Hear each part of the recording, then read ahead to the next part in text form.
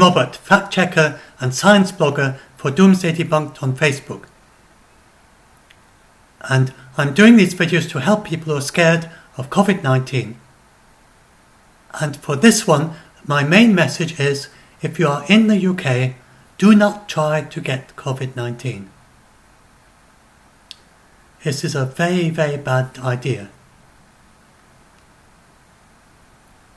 And this is because our Health Minister, Matt Hancock, he has floated this idea of antibody tests that could be used to make an immunity passport. So you can get this idea of people thinking, if I get COVID-19, then I will have antibodies, then I will be able to go back to work. Don't do that. These antibody tests, if they ever do try and produce these immunity passports, they're being strongly criticised by the experts, because there's no guarantee that people with antibodies are safe from being infected a second time. So I'll talk about that first. Then so there's a very clear example of this as to why you would not be safe. So this example of dengue disease, dengue fever. Then this is a fever which you only get it mild the first time, but then the exact identical virus, you get it a second time, then it is very serious and you can die, potentially life-threatening.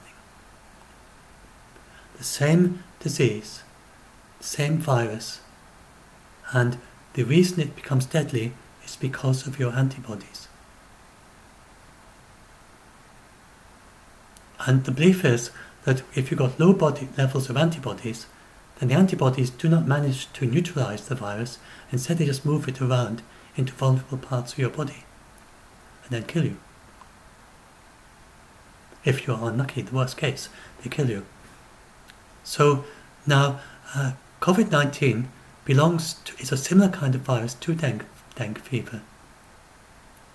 When they try to develop vaccines, then dengue fever, for this one, RSV and SARS, have all shown this same paradoxical phenomenon, that the antibodies can actually make you more susceptible to being infected a second time and get a worse version of the disease.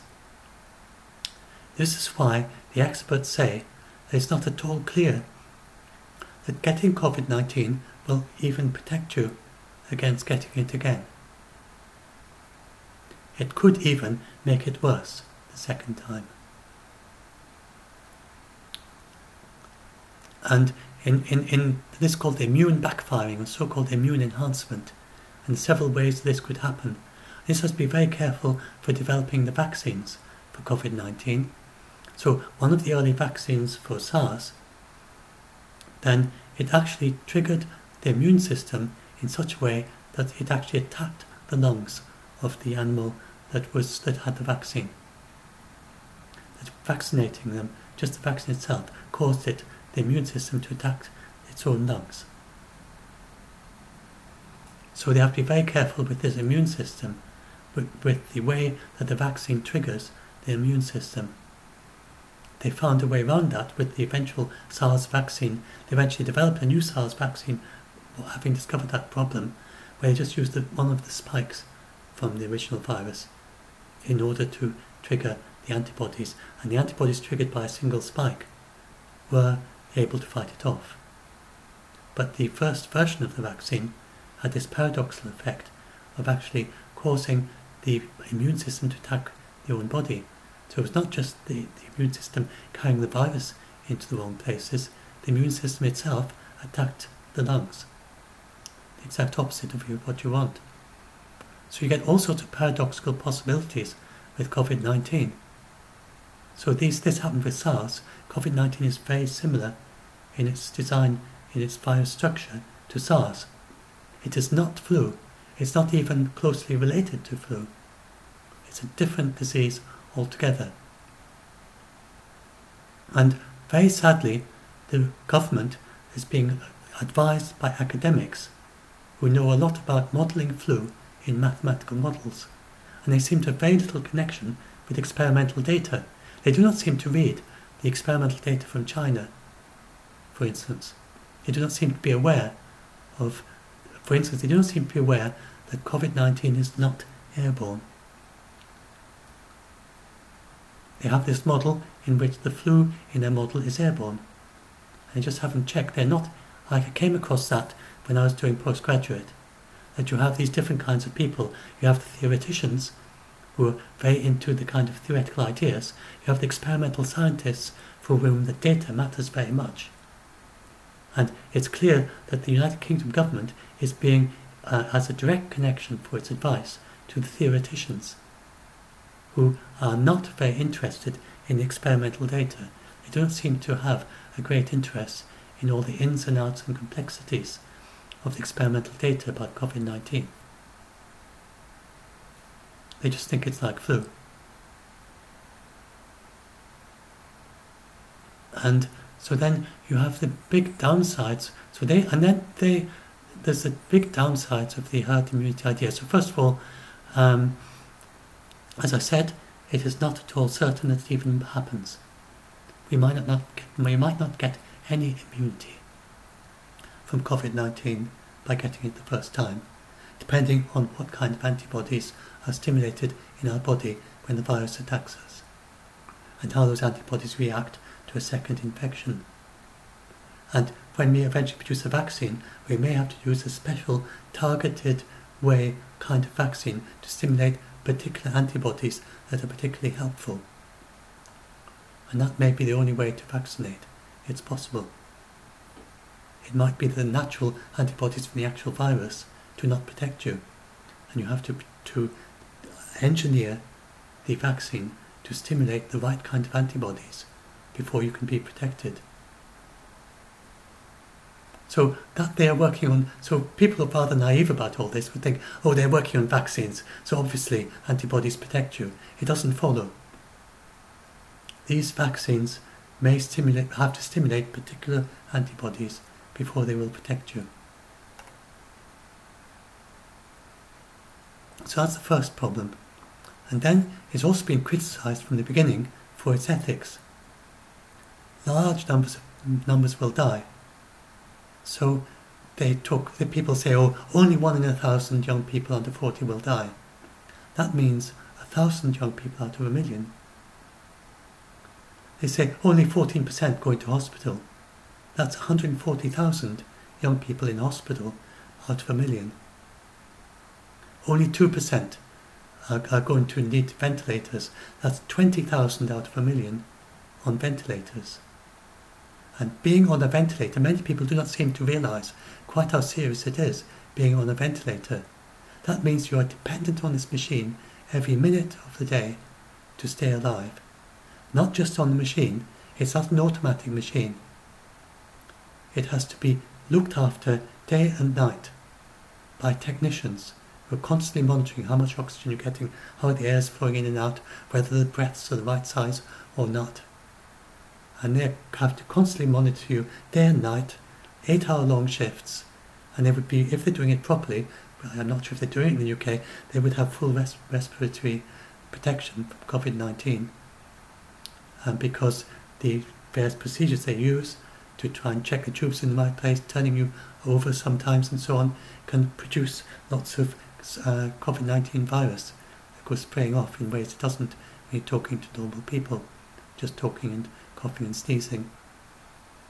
So they're cramped up in these hot, sweaty, kind of enclosed protective gear. They're getting tired, overworked. If they make a mistake, you're dead. That's what a ventilator is. You can't last more than a few minutes if they make a mistake.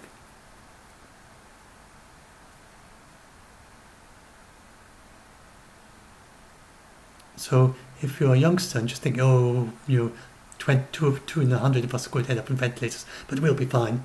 You're going to be unconscious with your life depending on these technicians for several weeks.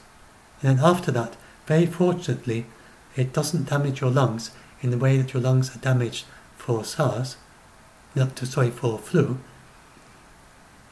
So at the end if you get very, very severe flu and you're on the ventilator, then the ventilator and the action of your lungs actually damages your lungs. But with COVID-19, then it doesn't actually damage your lungs being on ventilators for so long. But at the end of that, it may take your lungs up to several months to recover. Some people question whether they fully recover, others say they will recover. And but you'll be breathless for a while, not able to be so energetic because your lungs have lower capacity. So,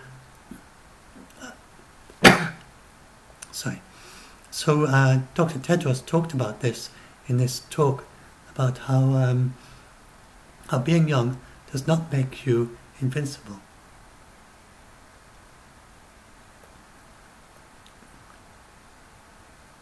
And those figures I just gave you. And then, as well as that, this is a serious disease, and you may pass it on to someone else. So if you have your COVID party to try and get this antibody resistance, which you've been told by Matt Hancock may lead you to having a passport so you can do your job again, then I can't see that actually happening, as hopefully there's someone somewhere who's going to say, this is not working, this is not right, because it's dangerous. But and then if you get these people actually trying to do that, then they have infect other people in this COVID-19 party, then they infect other people, then eventually some random stranger who you don't even know is going to, who's maybe, as I said, one anonymous doctor put it, you're fine, you're barely sneezing or coughing, you're walking around and you kill a couple of old ladies without even knowing it. Or you might be the start of a chain of transmission that ends up in an old people's home where 30 out of 100 people die because they got it indirectly from you after a number of different people in between. And this disease also it's very sneaky. So it starts off for the first week, nearly everyone, apart from if you progress very quickly, nearly everyone has it mild. You start feeling breathless end of the first week into the second week. And you die more in the third week. If you die on for several weeks on the ventilator, maybe 6 weeks or more. Maybe 6 weeks, I think, is about the limit.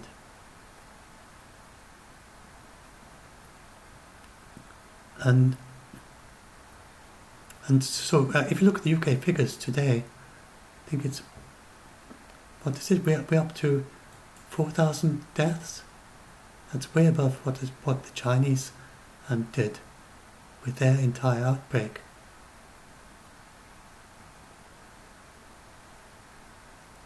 And I did a rough calculation of how many doctors will die if we get 50% infection of the doctors in this attempt to achieve this possibly mythical herd immunity. And it could be 1,000 doctors that die. That I just did multiplying the percentages for Italy and the United States with the numbers that there are in the United Kingdom of each age group, and I came up with 1,000. And then if you look at the nurses, they do not so many of the elderly nurses, because you tend to have elderly doctors, especially specialists, stay on way after retirement age. It doesn't happen so much with nurses. I make it about the same number of nurses as doctors, very approximately 750 nurses will die. We have already had 4 doctors die and 2 nurses die so far this week. And at the height of it, if it went all that way, you're talking about maybe 10 doctors, maybe even 100 doctors dying in a single day.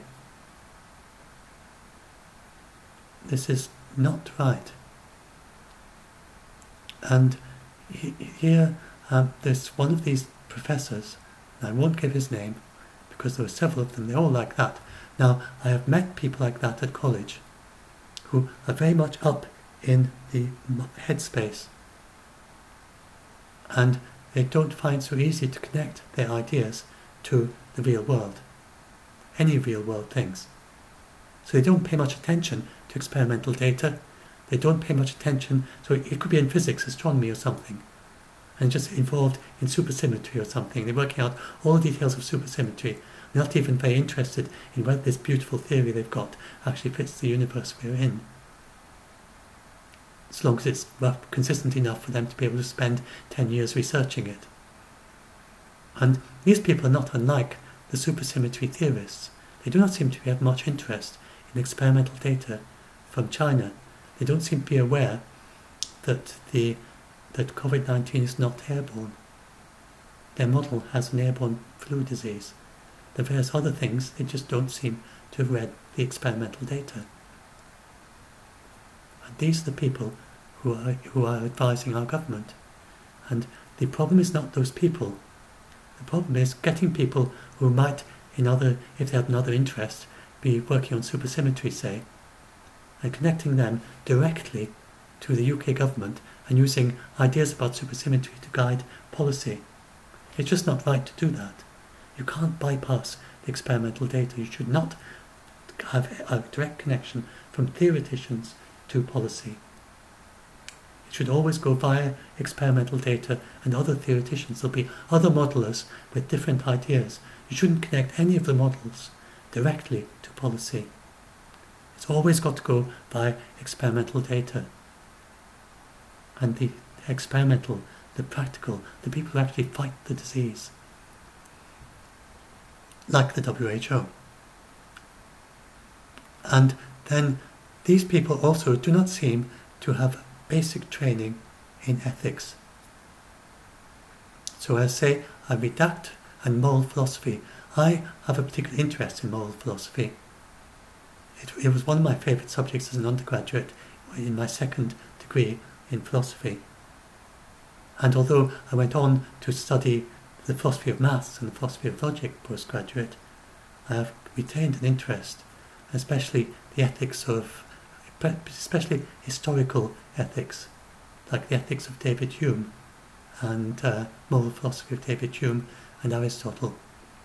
I'm very fond of the ancient philosophical approaches to ethics.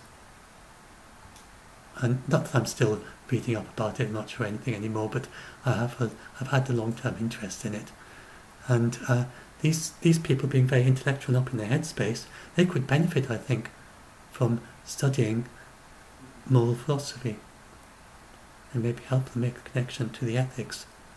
Although for the rest of us who are not academic, then it's just your heart feeling that these people matter. And so this troubles me deeply. This really does. It troubles me a lot. So this one of the professors who's guiding our policy, who's involved in influencing our policy in the United Kingdom, and he made this argument that nearly 10% of people over 80 will die in the next year. And he points out that's almost exactly the same as risk of them dying if infected by COVID-19, with the coronavirus. And so the implication is, so what does it matter? 10% are going to die anyway, and many of the same 10% would die of COVID-19, so what does it matter what they die of? This is not the same. It's deeply, deeply unethical.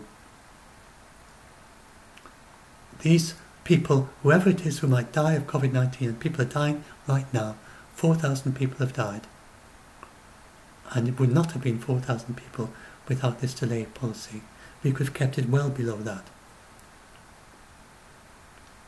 And these people matter. These are people with lives and dreams and ambitions and goals. So for instance, some of them, it could be just a great-grandmother or great-grandfather whose dear wish is to see their great-grandchild, is to live long enough to be able to talk to their great-grandchild when they start to talk, for instance. You can't say that that's not big. That is a very worthwhile wish for that person.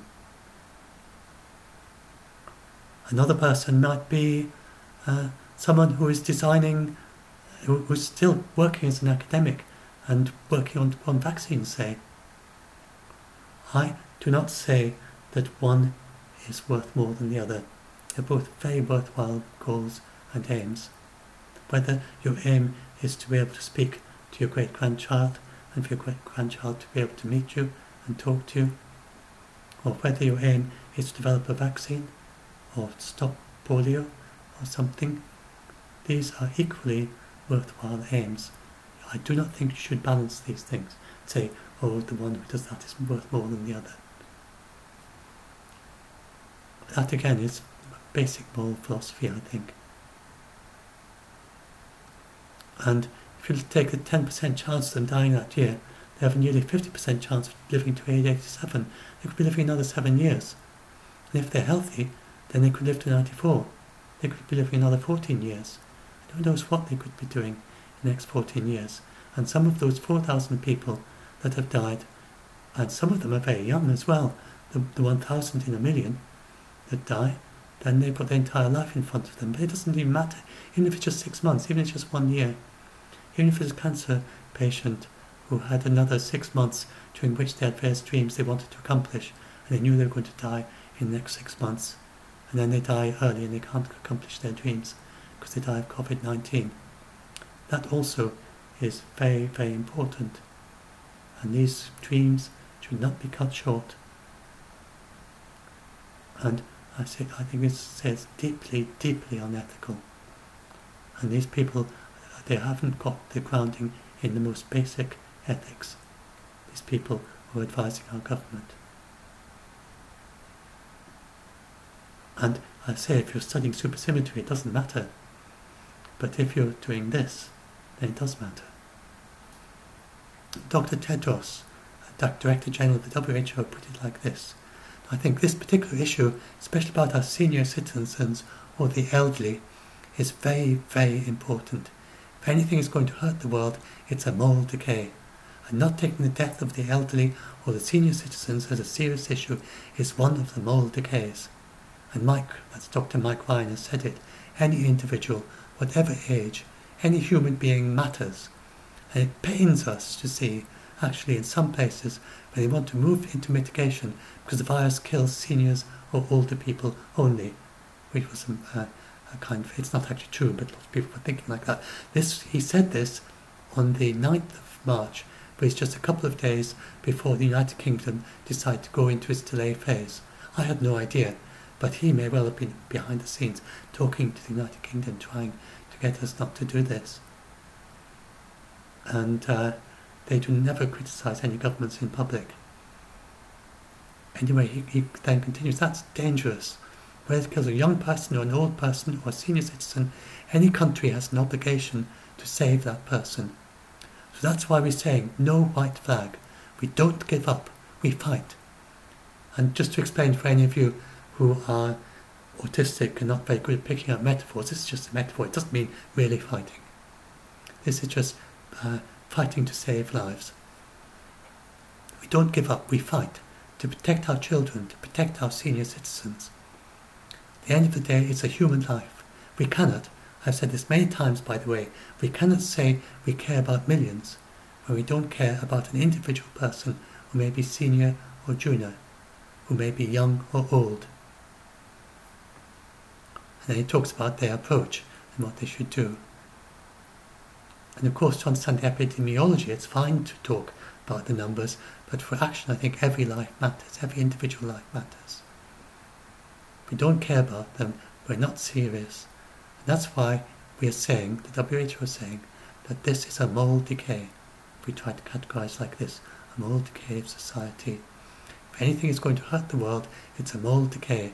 And not taking the death of the elderly or the senior citizens as a serious issue is one of the moral decays. So this is really where I want to finish this one. So South Korea, China and Singapore have all shown it can be suppressed right down and stopped. So I'm going to show, we've seen the herd immunity might well be just may well just be a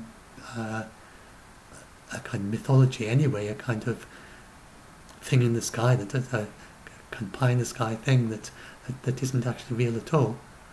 And it's deeply unethical, and we can, South Korea have shown how we can reduce very rapidly. We can reduce as quickly as it goes up. See, it goes up, tenfold, it goes down roughly at the same speed. If you stop at a particular point and start reducing as fast as that, like South Korea did, and this is all because of other countries, they would have stopped it long ago if it weren't for imports from other countries, then so if we can stop it, you end up with about whatever cases we've got now, however many we've got infected. If we suppress it like that, we can get down to 0 cases with only double the number we've got now, and then it's over. Maybe even faster than that. So we'll talk about that in the next half of this. But just now, I just want to keep with this, just end with that every single life matters, even like a great-grandparent who wants to live long enough so that their young child can meet them and talk to them and get to know them, and their young child will have a memory of them. And that's their wish, and that's what they want to live that long. This matters as much as any wish that anyone has. It's their life wish, their life hope as an elderly person. Whether it's a young person who's cut short at 30 or 40, so a couple of nurses who died recently in this outbreak, and they could have spent their whole life looking after people in hospitals, and they died just yesterday or the day before, whenever it was. The doctors who are going to die, maybe 1,000 doctors. All of this matters, but it's not one more than the other. Every single, the worthwhile wishes matter. Wishes, whatever they are, whatever is your life's dream, whatever is your life's hope, it matters. Everyone is tremendous value. I believe this very deeply, that there's enormous value in everyone.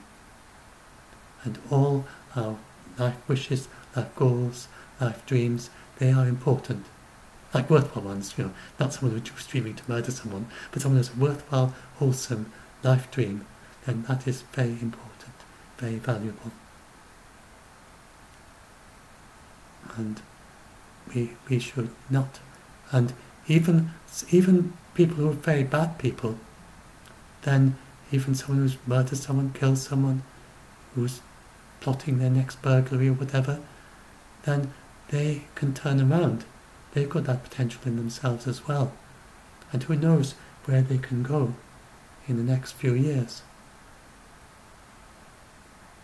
Again, I deeply believe that everyone, if you put it in Christian terms, everyone is redeemable. Everyone has vast potential. And it is not, and everyone important, everyone matters. So, anyway, I'll stop there, and I'll now do a second video on the second half of this. Just that important point, that not taking the death of the elderly or the senior citizens as a serious issue is one of the moral decays. And any individual, whatever age, any human being matters. And it pains us. It pains me too. I'm totally in agreement with Dr. Tedros. It totally pains me to see that these people not prioritising and just saying it doesn't matter because they want to kill. In some places when they want to move into mitigation because the virus kills seniors or older people only. Don't give up, we fight. So I'll stop there and I'll do the second half now.